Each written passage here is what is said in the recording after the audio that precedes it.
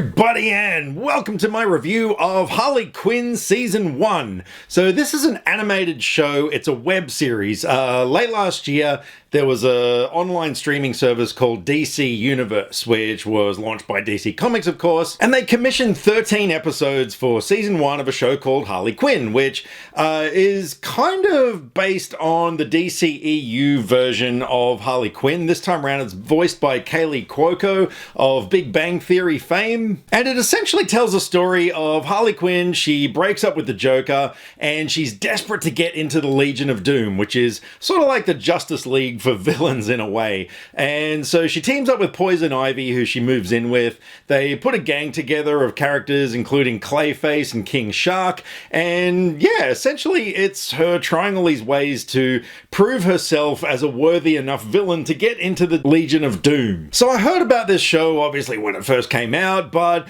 it was a little bit difficult for me to watch it because the DC Universe streaming service is only available in America.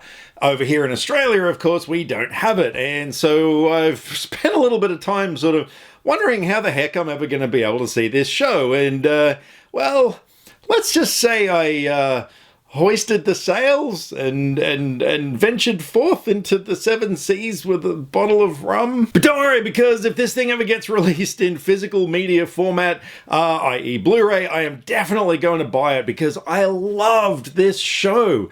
From what I heard, it was a very adult-oriented show, and holy shit, they weren't kidding. This thing is brutal. In terms of language, it's extremely vulgar. Like, there are F-bombs galore.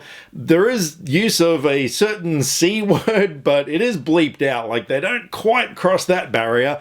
But yeah, the language is incredibly vulgar, but in a lot of ways, it's actually used in really comedic effect and really well done. Like in this moment. I am done giving that clown second chances. Is your card the Three of Hearts? No. Fuck. I just thought that was hilarious. And not only that, it is graphically violent. I mean, yeah, it's a cartoon, but my freaking God, from the opening scene of episode 1, you know what you're in for. There are bodies being ripped in half, bones cracking through flesh. There is so much blood in this show. You think we're afraid of the Joker's girlfriend? So here's the deal. Are you gonna shut the fuck up so I can talk? I'm in a lot of pain! Oh, just give it a minute, you'll go into shock. And initially when I heard about that, I was kind of like, is this really gonna work? Because, I mean, you know, to me, I have loved the character of Harley Quinn ever since her first appearance in the Batman animated series back in '92. I loved the character then.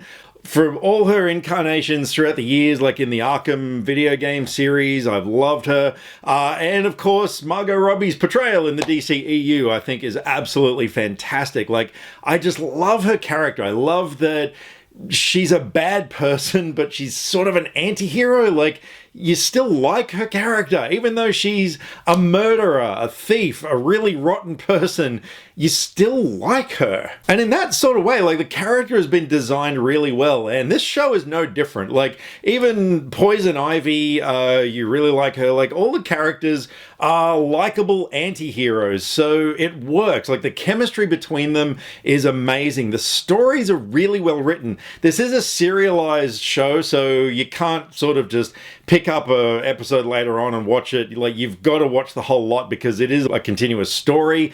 But yeah, I like the interactions between the characters, and I like that they do a really good job of fleshing Harley out. Like, there are some times where, like, there's an episode where you actually get to meet her parents. You find out some of her backstory.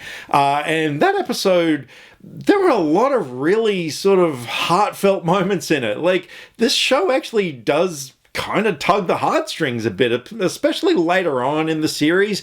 There were some really emotional moments. And this show is definitely a comedy. There are so many like nods to various other DC franchises and media.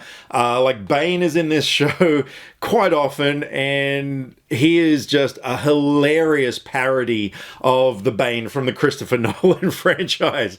You get little things like there's a moment where Batman has his shark repellent, like from the classic TV series in the 60s, and a lot of other really great comedic nods to things that if you're a DC fan, you'll get them, but there's also a lot of jokes that even the casual viewer is going to appreciate. And I gotta hand it to Kaylee Cuoco. She did a great job voicing the character. The last time that we saw an animated version of Harley Quinn was her co-star from Big Bang Theory, Melissa Rauch, who played her in Batman Harley Quinn, which was a movie that I absolutely hated. I can't remember. I think I might have given it a 0 out of 10 or very close to a 0. It was terrible. And I wasn't a really big fan of her voice acting work in that. But in this one, yeah, Kaylee does a great job. She's also an executive producer on the show. So you can really tell that her heart was in it. And I think that's one thing that comes across on screen is that a lot of the actors seem like they really enjoyed getting into this show. Like they really put a lot into their voice work. And you also got people like Diedrich Bader, who plays Batman in it, who he has voiced the character before, but this time around, he's sort of, in a slight way, sort of taking the piss out of the character. Jim Gordon, off the top of my head, I'm not sure who voices him, but oh man, like his character is hilariously funny. He is just more concerned about his marriage breaking down and just being an idiot than actually, an efficient police chief or commissioner. Jim, what's wrong? Nothing. My marriage is totally fine. I mean the situation on the street. Oh, that's a shit show.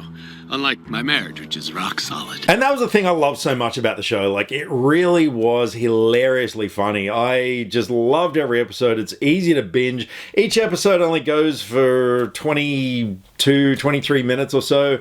So they're easy to watch. I binged the whole thing over 2 nights. I could have done it in one night, really, but yeah, I started it kind of late in the evening. And season 2 is coming out next month, actually. It's not too far away. So I'm really glad there's not a year wait or whatever between seasons. Like I said, when this thing comes out, I am definitely going to buy it on Blu-ray. I really want to get stuck into some extra features. I want to see some featurettes. I'd love to see some voice recording footage or something, of the actors actually playing the parts. That would actually be a lot of fun. I think the only thing that sort of let it down a little bit for me was that they just lingered on one story through the whole season. Like, it was good, this whole thing of Harley Quinn trying to get into the Legion of Doom, but I almost kind of wish that they had sort of done a different adventure for each episode, like a whole different story that you could just sort of, watch your favorite episode or whatever.